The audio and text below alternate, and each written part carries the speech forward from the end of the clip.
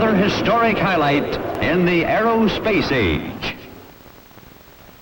On July 4th, 1942, the first United States bomber attack was made on German-occupied territory.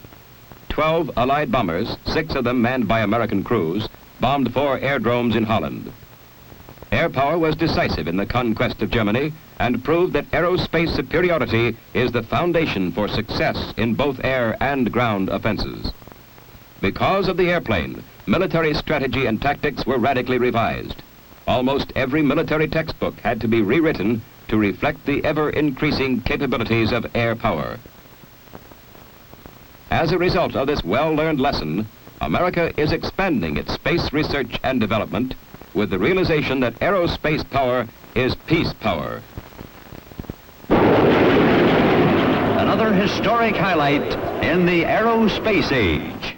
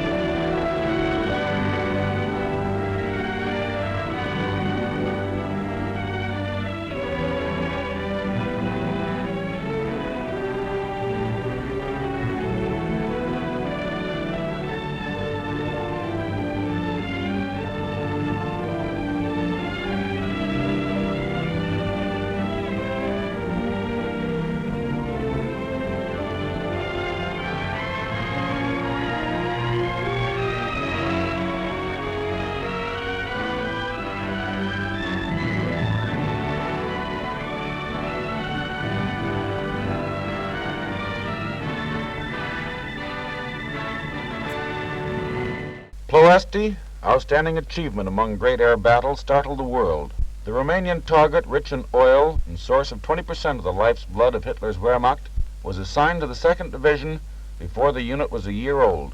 For weeks, under the fierce African sun and a wind that scored engines with fine grains of sand, the Liberator crews had worked to perfect the details of this mammoth task. On August 1st, 1943, 5 groups of B-24s were over Ploesti. They go through an inferno. Scudding above the trees, Liberators attack at a height little more than the oil refinery smokestacks. At point-blank range, they meet a deadly fire from small arms to large-caliber anti-aircraft guns. Right through the dense smoke and flames roar the bombers, their delayed-action bombs scoring one after another. The cost is high, but the mission, vitally important to Allied strategy, is accomplished in a paralyzing blow dealt the enemy. Ploesti provided the Germans with more than 1/5 of the oil needed to keep their war machine going full speed. This raid was one of the heaviest individual blows delivered against the contracting ring of steel around Hitler's empire. Every man who took part in that mission qualified as a hero. Awards recognized that, as Ploesti bred 4 men for the nation's highest decoration, the Congressional Medal of Honor. They were Colonel Leon W. Johnson of Moline, Kansas, Lieutenant Colonel Addison E. Baker of Akron, Ohio, Major John L. Jerstad of Racine, Wisconsin, and Second Lieutenant Lloyd H. Hughes of Corpus Christi, Texas. Hughes' courage was typical of all the men who flew that day. Flying in the last formation into the target, Hughes' plane was hit by flak. Gasoline streamed back over the wing and fuselage. Disregarding the long grassy plain beneath him, Hughes chose to continue on over the target rather than make a forced landing. Flying through the leaping columns of flames, the gasoline-soaked bomber dropped its explosives and emerged blazing. The pilot then attempted to land. Too late, the aircraft in inferno plunged to the ground. 3 of the awards of the Congressional Medal were posthumous. The 4th was presented to Colonel Johnson, later commanding general of the 14th Combat Wing, when the Liberators returned to England. Standing in front of his men and aircraft, the colonel was decorated by Lieutenant General Devers, then commanding the European Theater of Operations. While Ploesti was in the making, more and more Liberators were taking the long hop from the United States to bases in England, where they arrived at stations in the flat green countryside of East Anglia. Boomerang, pioneer with these first Liberators over Europe, a veteran of Africa, the Middle East, and Great Britain, was the first B-24 Liberator to complete 53 missions in the European Theater of Operations. After its 53rd flight, the battered bomber, which was almost scrapped after its first mission because of flak damage, went back to the States to tell how the Libs were helping to win the victory of the air. Everyone came to Boomerang's going-away party. There's the 2nd Division's former commanding general, General James P. Hodges, with group and wing commanders. Shaking hands with the pilot, the general and his staff, and the maintenance and combat crews pay homage to this bomber. Boomerang was never a plane to pick easy missions. Flying solo over Ploesti, she came back with corn stalks clinging to the bomb bay doors. Almost ready to go, Boomerang is covered nose to tail with names and messages of goodwill from its old friends and greetings to ground crews at air bases in the States. Now the engines turn over. The familiar takeoff roar is heard for the last time in England as the plane taxis down the runway. Boomerang is headed home. Her wheels lift from the ground as she quickly gains altitude. Does a 360 for one last goodbye, giving the base an airman's farewell before sweeping off into the west, homeward bound. An announcement in October of 1942 tells the Liberator men they are now the 2nd Bombardment Wing, early predecessor of the 2nd Air Division. The announcement had hardly been made when the major part of the 93rd was ordered to Africa on what was to be a detached service for 10 days. Before they returned again to England, however, what came to be known as the First African Expedition had lengthened the 10 days to 3 months. From desert bases they bombed Desert Fox Rommel's retreating army and attacked Naples and airdromes in Sicily to help in defeating the enemy in Africa, the first major victory for the Allies in the European theater. The liberators that had been left behind in England had not been inactive during that period. With the submarine menace threatening to cut the vital Atlantic lifelines, bombing of sub-buildings and repairing facilities was a top priority on the 8th Air Force's list. Time after time, the Libs went to Brest, Lorient, to La Police and Saint-Nazaire to hit the undersea boats in their lairs. January 1943, and the first American bombing of Germany itself, with the Libs and forts leaving the great U-boat yards at Wilhelmshaven ablaze despite 50 Jerry fighters and plenty of flak. Over the continent waits the Luftwaffe, deadly opponents in a sky still strange to friendly fighters. The crack units of the German Air Force, including the Abbeville Kids, JG-26, that expert group of Jerry fighter pilots are always up and ready to intercept the bombers, daring to fly unescorted over Nazi-held Europe. With replacements of aircraft and crews coming in a thin trickle, losses to the then few liberators were a devastating blow. Only the courage and determination of the combat crews and the hard work and long hours of the ground personnel kept the tiny force going until the acceptance of daylight precision bombing at the Casablanca Conference started replacements coming in an ever-increasing stream. Vegasoc, Antwerp, Brest, and other continental ports feel the weight of Allied bombs as the liberators and fortresses bore through the enemy defense. Spring of 1943 and Kiel shipbuilding yards were the target. In a 6-hour flight, the 44th Group took part with the Flying Forts in one of the biggest and most vicious battles in the history of the 8th Air Force. Carrying the first incendiaries to be hauled in a bombing attack by this Air Force, the Libs were forced to continue their bombing run past the dropping point for the forts because of the nature of their load. During this extended bomb run, 120 enemy fighters, both single and twin-engine, stabbed at the Libs from every quarter. The Liberator crews were aware of the great importance of these sub-producing yards, and despite one after another of their numbers exploding or slipping away, fought their way through and showered their 100 and 500-pound clusters of incendiaries over the area. When the final count had been made, 6 of the small force of liberators were gone, but in return the enemy had lost 23 fighters confirmed and 13 more probables, while 5 miles below smoke and flame testified to the havoc wreaked on the ground. For their part in that great battle, the 44th was awarded the Blue Badge to the War Department Distinguished Unit Citation. They later received a cluster when they, with the 93rd and 389th, were honored for Ploesti. While the main force of liberators were in Africa, the 2nd Bombardment Wing was joined by another group, the 392nd. Shortly thereafter, the wing became the 2nd Bombardment Division, and group after group came overseas. On the full roster of 2nd Division's units were the 445th, 446th, 448th, 489th, 453rd, 457th, 446th, 467th, 491st, and the 492nd.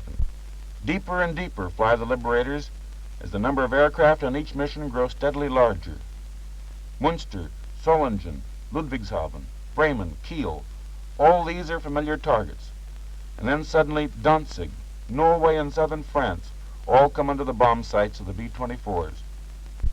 Emden, Germany, the 27th of September 1943, brought a change in heavy bomber procedure. Cloud layers that completely covered German targets wasted innumerable days in the winter bombing season, scrubbing or causing missions to be abandoned even after the planes were in the air. The mission to Emden altered that. As a result of experiments carried out by Liberator squadrons, targets were bombed successfully by instruments through 10/10 cloud cover. The day before Christmas of '43, a new element entered the target material for the heavy bombers. Oddly shaped construction jobs just across the channel are revealed as the threatened pilotless bomb sites, and air bombardment is called on to destroy as many as possible. The Liberators made more than 50 missions to the Pas de Calais, and the heavy bombers were credited with effectively delaying the launching of the first buzz bomb and drastically reducing the number finally hurled against England. The Battle of Gotha was won by the 2nd Division during the week of the 8th Air Force's blitz on Germany's aircraft factories in February of 1944. For more than 2.5 hours, the Liberators of the 2nd Division fought their way through a hell of bullets, shells, and bombs. Desperately, the German fighters, nearly 150 of them, tried to halt the task force. They called on every trick, raking the Liberators with machine gun and cannon fire, diving to within 50 yards of the formation in suicidal attacks, even air-to-air bombs in their attempts to break up the formation. The bombs went down right on the target, flattened nearly every building of the powerful Gotha Wagenfabrik plant, producer of a third of Germany's twin-engine aircraft. The Nazis lost 76 planes that day. One B-24 group lost 13, another 7. Losses were high, but Gotha, monument to the courage, persistence, and tenacity of the purpose of the 2nd Division's men, never recovered. On D-Day, the skies were almost clear of opposition, a tribute to the masterful job of precision bombing during that week of blitz in February 1944. For their achievements on this mission, the 392nd and the 445th Bomb Groups were awarded the Distinguished Unit Citation. High spots of the spring campaign, which saw the Libs hit airfields, aircraft works, oil refineries, and other strategic targets in Germany and occupied Germany, were several of the missions to Big B, Berlin, the first of which took place on March 4th. In May, there came a decided change in the targets. With the German production severely curtailed as a result of Allied bombing, the Libs, along with the 8th Air Force fortresses, switched to strikes on tactical targets, gun positions on the French coast, railway yards and junctions, bridges and airfields were hit to hamper the German defenses in the coming invasion of Europe. D-Day, Day of Achievement, that day for which the freedom-loving people of the world had waited for so long. 4 times on June 6th, the 2nd Division Liberators take to the air to fly over the bridge of boats put across the channel for the invading forces. The first time they pound beach defenses, a few hundred yards ahead of the invaders, hitting the beaches in assault boats. The rest of the day they devote to blasting communications behind the beachheads, railroads, bridges, and road junctions. The Luftwaffe put up practically no opposition that day, a tribute to the bombing by the 8th Air Force Libs and forts of Germany's aircraft industry and Air Force installations. After D-Day, losses began to decrease. The Luftwaffe showed up less and less often for combat. Gunners of the division downed an occasional jet-propelled enemy fighter, but the enemy reserved his force for sporadic attacks on straggling squadrons or flights separated from the main formation. B-24 still failed to return, but the rapidly clearing area of liberated France provided airfields for emergency landings and safety for crews forced to bail out. Flak gradually disappeared until an airman returning from Brunswick was able to report only 6 bursts out of range from that once bristling city. Vivid memories of Ploesti loom up again with the low-level supply mission to our airborne army in Holland in September 1944. Loaded with ammunition, equipment, and medical supplies for the 1st Allied Airborne Army, the Liberators fly across the Netherlands at midday. Dodging church steeples, they have the unique experience of welcome from the long-oppressed people as they are waved on to their objective. Small arms fire from German forces caused many wounds, but failed to halt the delivery of cargo to the waiting infantrymen at Arnhem and Nijmegen. Now, as the ground forces rolled back the enemy, the Libs were back again in strategic bombing, with the emphasis on shutting off Germany's oil supply, without which the Wehrmacht cannot move. And when the Allies reached the Siegfried Line, the Libs were there, too. Cologne, where many railroad lines converge, was bombed again and again. So were the other rail centers of western Germany, Koblenz, Karlsruhe, and Kassel. The fortress at Metz was hit in a successful move to ease the path for the tanks and infantry advancing on the city. Even with the enemy being crowded from both sides farther and farther back into his own country, there was still work for the liberators to do. After the record-breaking blow behind Rundstedt's lines on December 24th, the liberators continued for days to hit German communications along the Western Front, and wherever German industry reared its head, there was another target for the B-24s. On March 24th, the liberators were assigned the task of dropping supplies to our troops crossing the Rhine. Another low-altitude mission, this one the jumping-off point for the final campaign. Trucks arrived at the 392nd Bomb Group with supplies to be loaded in the Libs. They were backed up to the bombers where armament crews let go the tailgates and started unloading with vigor, until Lester Morris, a tech sergeant from Englewood, California, informed the men that some cases contained grenades and similar high-sensitive explosives. The unloading continued as rapidly, but a little more gently. The liberators were to supply both American and British troops one-half the force to carry long, white metal canisters and wicker hampers containing British supplies, the other half loaded oblong, brown, padded crates, reels, gasoline jerry cans, and bundles of goods for U.S. forces. Parachutes of different colors were used to identify ammunition, gasoline, rations, and signal supplies. Thousands of men are parachuting from aircraft or landing by gliders at pre-designated areas on the east bank of the Rhine as the Libs start out on their mission. 480 liberators, loaded to capacity, fly the same routes into the target where they can release their unusual load. Just before reaching the Rhine, the first of the supply bombers passed the last of the British gliders and then swooped down to even lower levels to see Allied armies crossing the Rhine in force. This operation was coordinated directly with the advance across the Rhine by Field Marshal Montgomery's 21st Army Group and the Allied 1st Airborne Army. The fields east of the Rhine are studded with gliders as the bombers of the 2nd Division roar over the dropping area to release nearly 500 tons of all-important supplies and equipment, dropping and parachuting more than 4,400 canisters and bundles. Intense enemy flak meets the bombers at several points. Flying in as low as 100 feet, they go through a hail of fire from 20mm anti-aircraft cannon, machine gun, and small arms, but the drop is made to the men waiting below. Then swinging back with supplies still being dropped, a Lib waist gunner later said, "The battlefield was an inferno of burning objects, while fierce gunfire and battles raged between our airborne troops and the Germans. What we experienced was much worse than any heavy flak, but we dropped all our supplies for our ground troops, and as we pulled away we could see our boys picking up the cartons. It made us feel pretty good to help give such close support to the boys fighting down there." Recrossing the Rhine again at the bombed-out city of Wiesel, more planes and gliders were still winging their way east in a seemingly never-ending flow. And now the heavy bombers are soon to be stood down. On the first mission in 1942, 20 liberators reached their target and dropped 50 tons of bombs. Early in 1945, more than 75,000 liberators had been dispatched by the 2nd Division, dropped 160,000 tons of bombs on enemy-held territory.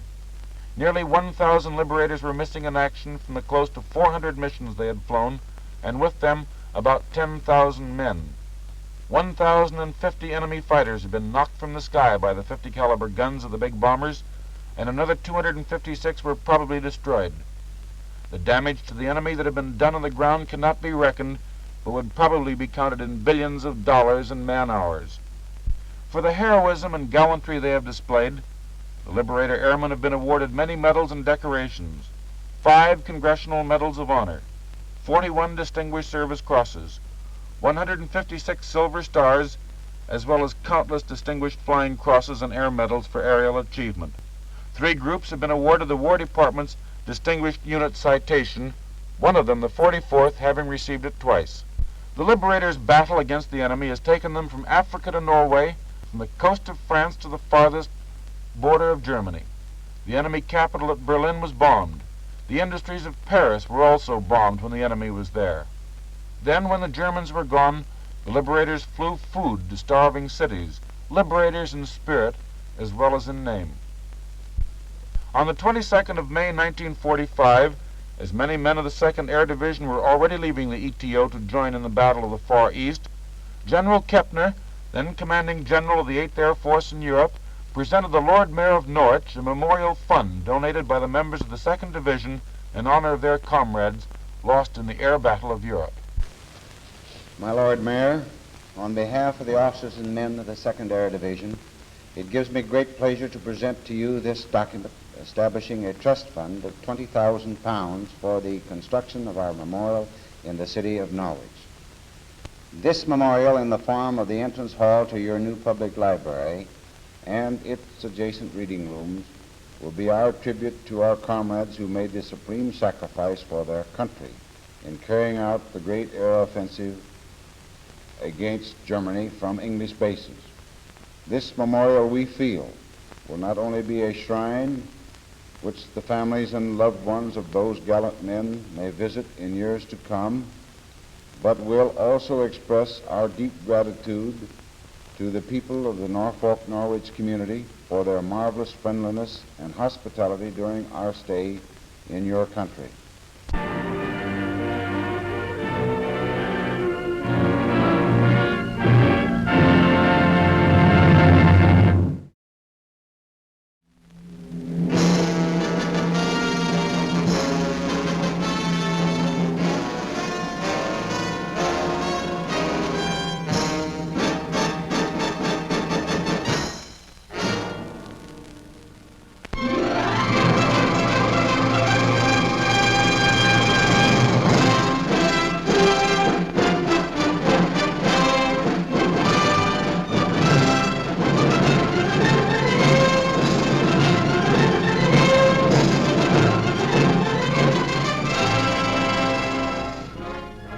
This is the story of an American air operation. One small campaign in the greatest aerial offensive of this war. In a sense, it is more than the story of a military operation.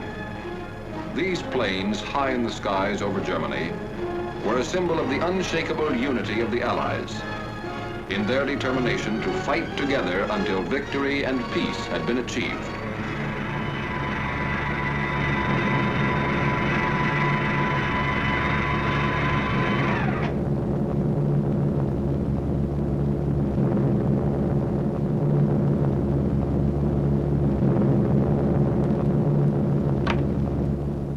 June 2nd, 1944. On this day, 650 American flying fortresses inflicted severe damage on German defenses along the invasion coast.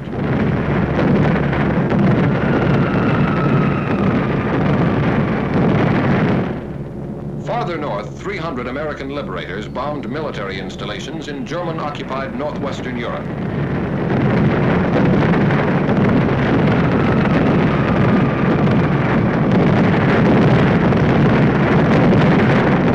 Flak was heavy over some targets.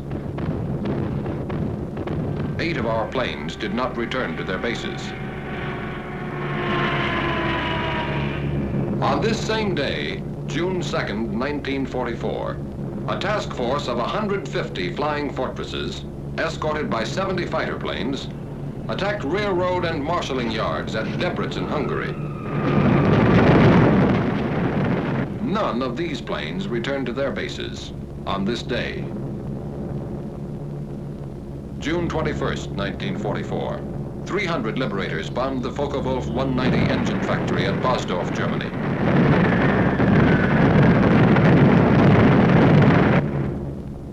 An hour later, 800 flying fortresses attacked targets at Berlin, Germany. Damage was inflicted on railway stations, freight yards, and factories. Bombs were also dropped on the ministries of war and propaganda, as well as Gestapo headquarters.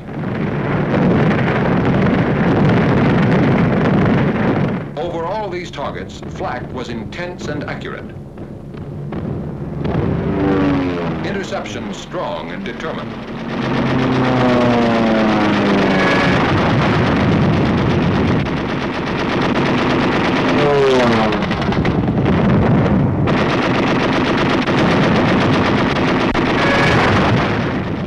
23 German planes were shot down.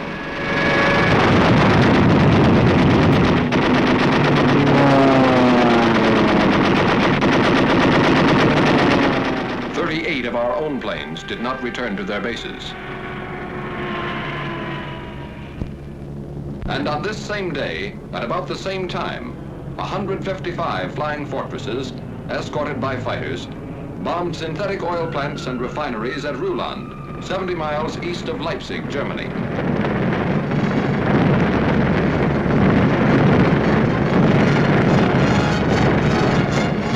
As on June 2nd, none of these planes returned to their bases on this day. This was not a coincidence, and these planes were not lost in action. This had been decided 6 months before, on December 7th, 1943, when at Tehran, the leaders of the three major Allied powers had declared their complete agreement as to the scope and timing of operations from the east, west, and south. Operations from the east, west, and south. Operations on land, on sea, and in the air. The USSR agrees to furnish bases in Russia for the use of the U.S. strategical air forces in Europe, such bases to be used for shuttle bombing operations. Operation Titanic. Shuttle bombing. With American air bases in Russia, our bombers based in England and Italy could attack objectives in Central Europe, the Balkans, or Eastern Germany, land in Russia, refuel, reload, and bomb additional enemy targets on their return trips to their home bases. Operation Titanic. A triangular superhighway in the sky. With shuttle bombing, flying distances from England to some extreme points in eastern Germany and Poland, and from Italy to some points in German-occupied Hungary and the Balkans, would be reduced by a third. Reduced flying distance means reduced danger. For while planes on the shuttle route would have already landed, planes making the round-trip run still have to face flak, interception, or engine failure. With shuttle bombing, strategic targets of importance to the Red Army could be bombed by American planes operating from Russian bases. With shuttle bombing, Germany and the Luftwaffe could never be quite sure where the next Allied air blow was coming from, or going to. With shuttle bombing, the coalition land war, crushing the Wehrmacht on three fronts, would take wings to become coalition air war, and there would be no target in Germany or German-occupied Europe American planes could not seek, find, and destroy. These were the strategic purposes of Operation Titanic. The task of achieving these purposes was assigned to Lieutenant General Carl A. Spaatz, Commanding General of the United States Strategic Air Forces in Europe, and became the responsibility of Major General Frederick L. Anderson, Deputy Commanding General for Operations. In 4 months, the new bases were to be selected, constructed, supplied, staffed, and ready for use. A problem in men, materiel, space, time, and secrecy, requiring food, gasoline, bombs, ammunition, trucks, jeeps, steel matting, and more than 20,000 tons of other equipment, to be shipped by convoy from Liverpool and other British ports through the North Atlantic and Arctic Oceans. 2,000 miles of submarine-infested waters.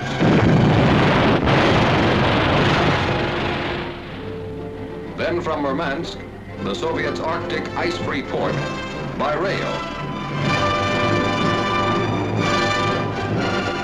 An additional 2,000 miles. Radio equipment to be flown by ATC from the United States to Russia. A distance of 5,000 miles. Oil and more gasoline by tank car from Iran and British surplus stocks in the Middle East, 3,000 miles. A task force of expert ground crews transported from the United Kingdom to Cairo through the South Atlantic and the Mediterranean. By rail from Egypt to Palestine. By motor convoy through the Holy Land and Iraq. then up and over the snow-covered mountains of northern Persia to the southernmost end of the Russian Trans-Caucasian Railroad at Tabriz.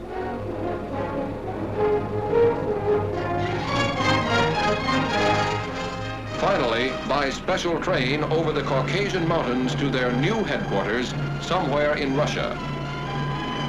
A secret journey of more than 7,000 miles. By the end of 4 months, the bases were ready. And Ambassador Averill W. Harriman and Major General John R. Dean, head of the United States military mission at Moscow, landed on the first American airbase on Russian soil. Now, with preparation and organization completed, the task of transforming theory into reality was assigned to the 8th American Air Force, based somewhere in England, and the 15th Air Force, based somewhere in Italy. Early in the morning of June 2nd, crews of bomber and fighter commands of the 15th Air Force were assembled to be briefed for a special mission. A special mission for pilots, navigators, bombardiers, and gunners.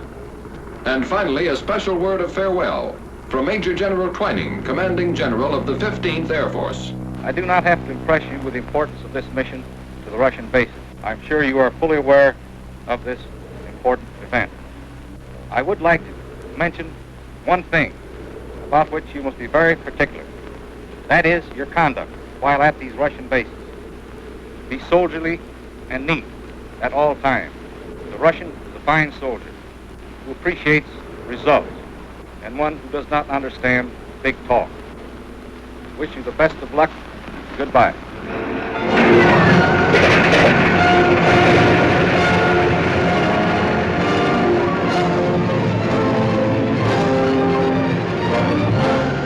At 0600 hours, the bombers took off.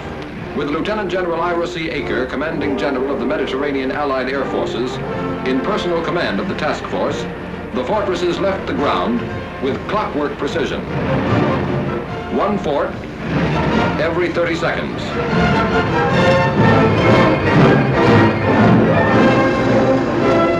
At 0630 hours, their fighter escort followed them into the air.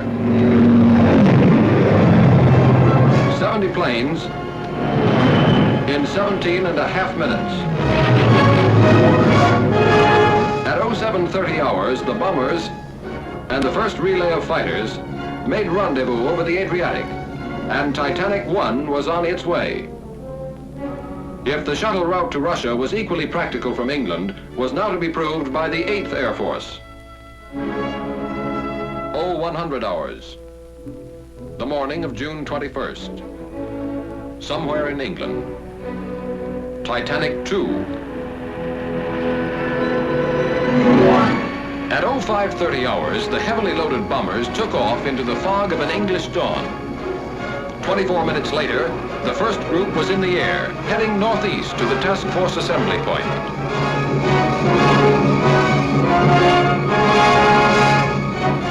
At 0800 hours, 2 by 2, the last relay of fighters left the ground.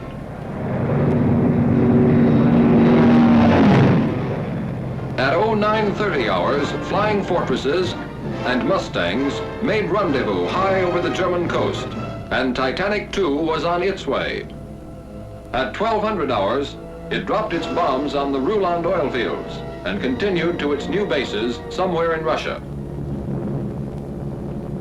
That is why on June 2nd, and again on June 21st, American planes did not return to their bases somewhere in Italy or England. For on each of those days, their mission was still unfinished. In a sense, it had only begun.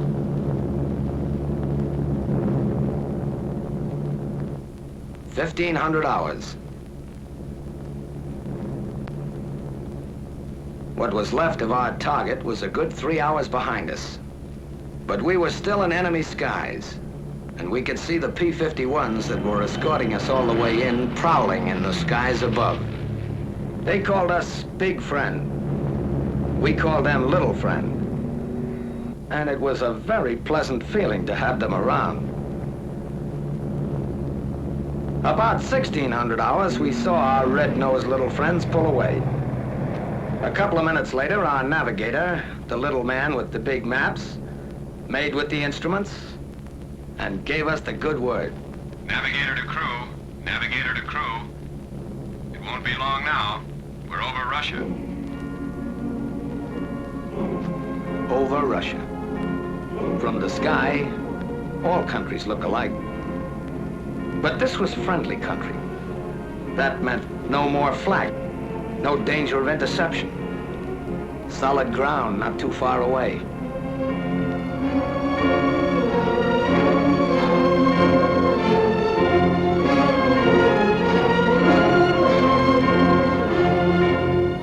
It meant a new country, a new people. Allies we'd heard about, read about, but never seen. How do you get along with people you can't even talk to? Would we like them? Would they like us?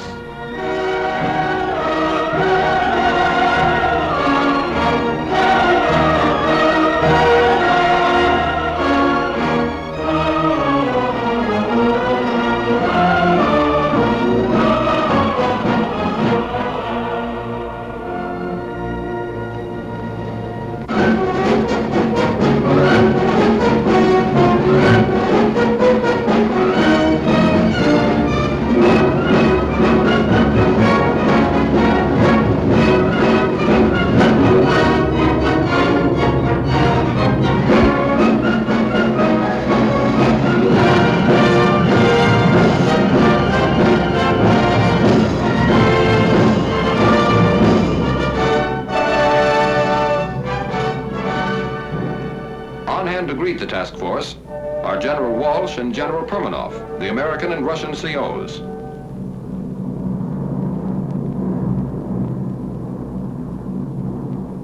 Coming in, Base X looked like any other American airfield. Neat rows of GI tents. Runways dotted with B-17s. Ground crews at the edge of the field, their faces to the sky. One difference, though, the ruins all around the base.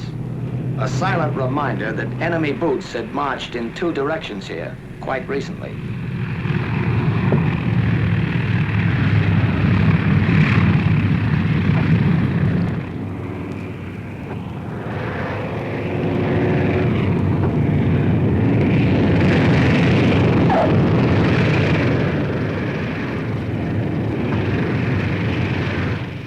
Follow each other down, a third of a world away from home. Wheels made in Akron touch steel matting made in Pittsburgh on an American landing field in Russia.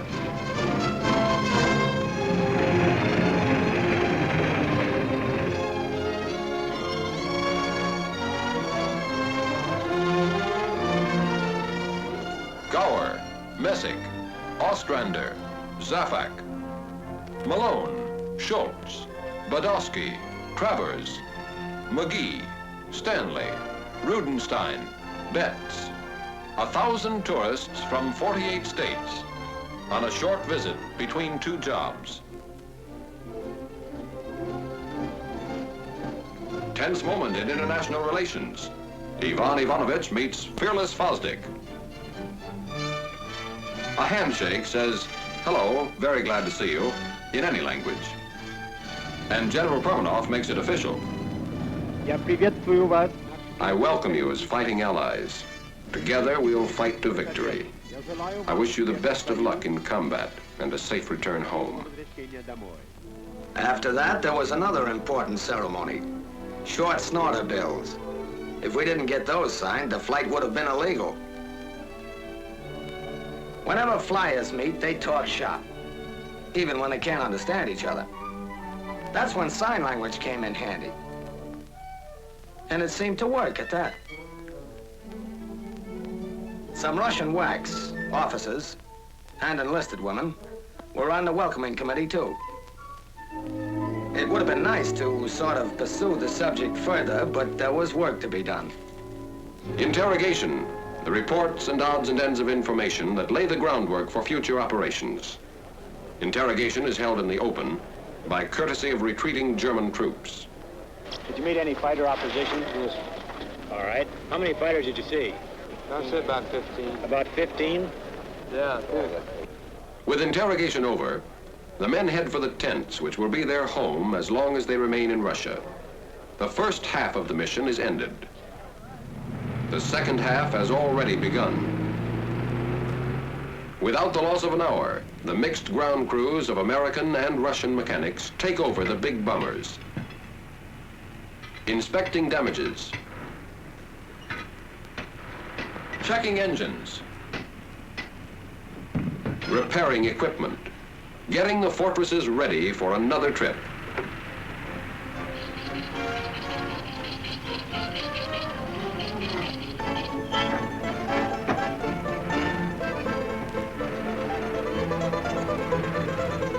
Okay.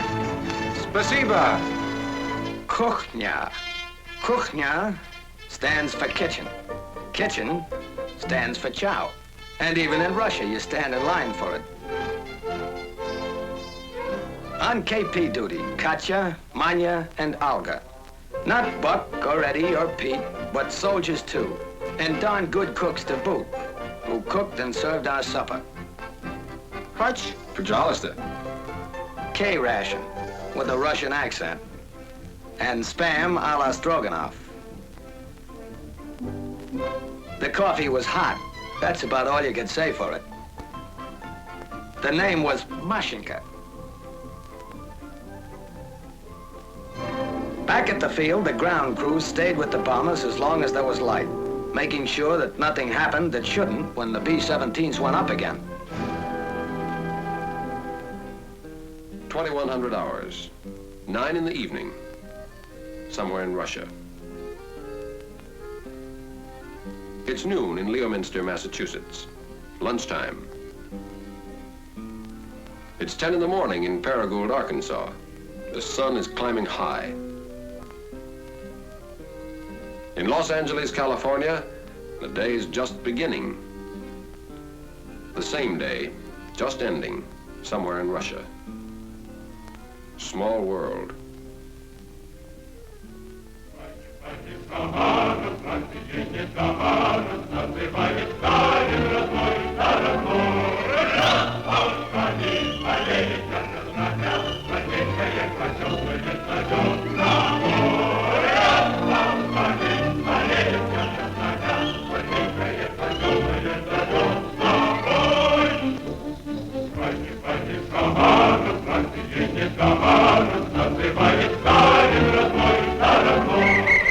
Another day, just beginning, somewhere in Russia.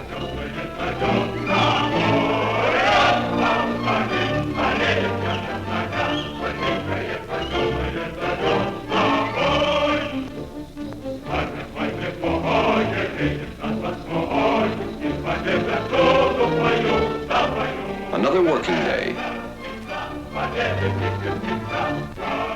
Another day of war. At headquarters, American officers headed by Colonel, now General Albert A. Kessler, and their Russian colleagues plan the next mission. Objective, the destruction of one of several strategic targets in the path of the Red Army. The target is selected. Weather permitting, mission tomorrow.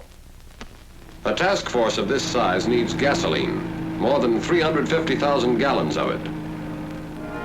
Ammunition, more than 1 million rounds. Bombs, more than 500 tons. And more than 50,000 American and Russian man-hours of servicing and preparation. While the ground crews got the forts and fighters ready, our time was our own. Some of the fellows took advantage of a sunny morning and put on an exhibition of the national pastime. Some thought they'd teach the Russians another American pastime.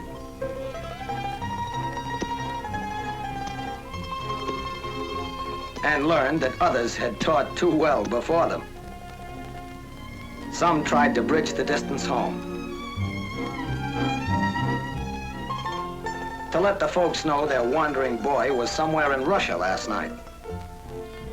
Some of us, over lunch of borscht and kasha, talked over tricks of the trade with the Russian fighter pilots, whose small, fast yaks are part of the field's defenses, constantly on the alert.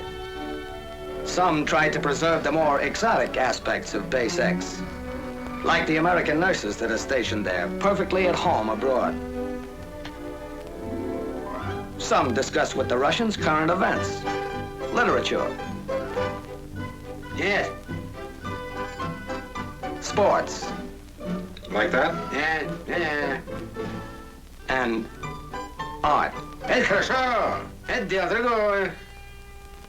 Some moseyed over to a nearby pasture and found out that milking a cow in Russia is no different than it is in Iowa. And some of us, explorers at heart, decided to see Russia.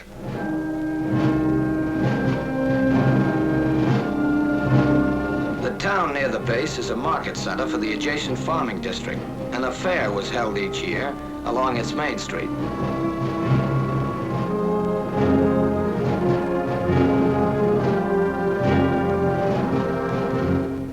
The factory section. Principal industry, the manufacture of leather goods. The Ukrainian Museum, well known for its collection of historical treasures and valuable objects of art. The grave of the famous Ukrainian writer, Korolenko, and his home. The population of the town, 130,000 at the last census, has varied in recent years, and there has been a certain decline in the number of children of school age. Those who have remained, or who have returned from the interior, have recently developed a fondness for an American import known as chvachka. Translation, gum. On the way back to the base, a few miles from the town, there's a monument to a Russian victory over an invading army 200 years ago.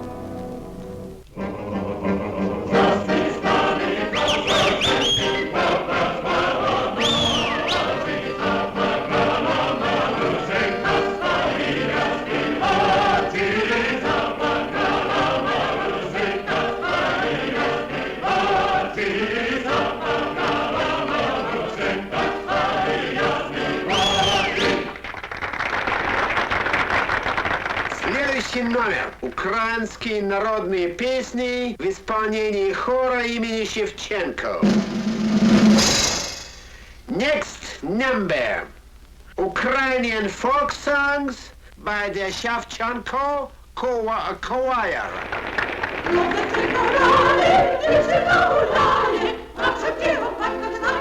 The language and the music are strange, but it isn't necessary to understand the language to understand some of the people here. The show marks the beginning of the end of this American visit to Russia. Most of the men are already looking back, remembering.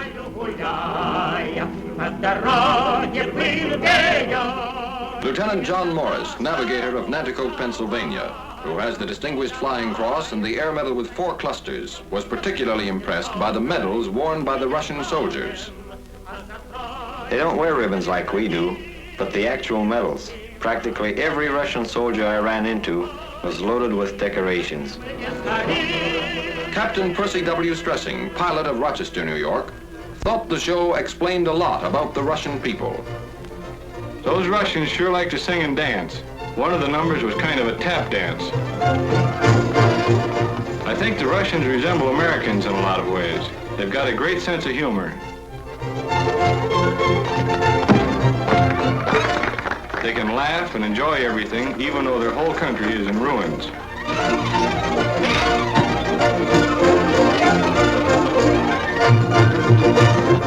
Major Samuel Davis, command pilot of Boston, Massachusetts. It was good to relax and listen to music and laugh, but you could never forget there was a war on here. Most everybody was in uniform, men, women, even children. I saw a lot of kids who'd been through plenty of action. Some of them who had medals to prove it couldn't have been more than 10 or 12 years old. One of the other fellows told me he ran into one kid who'd been a sniper with the guerrillas and had 21 notches on his rifle butt. A sniper with the guerrillas at his age. Technical Sergeant Louis Zerlnick, engineer gunner of Brooklyn, New York, spent a lot of time with the Russian ground crews. Some of the men on the show, and quite a few around the base too, have been wounded as much as 3 or 4 times. They were working on the base for a rest before going back into combat. Those Russians sure have funny ideas about resting. Staff Sergeant John E. Gagan, tail gunner of Patterson, New Jersey. The show was pretty good. As far as I could see, everybody liked it, including General Aker. He was sitting in the first row with General Permanov or something like that, the Russian base commander. Lieutenant John Mackenzie, bombardier of Paragould, Arkansas. Something I'll remember for a long time were the Russian kids. You got the feeling some of them never had a childhood. They had such old faces. They were pretty shy, most of them, but they seemed to like us.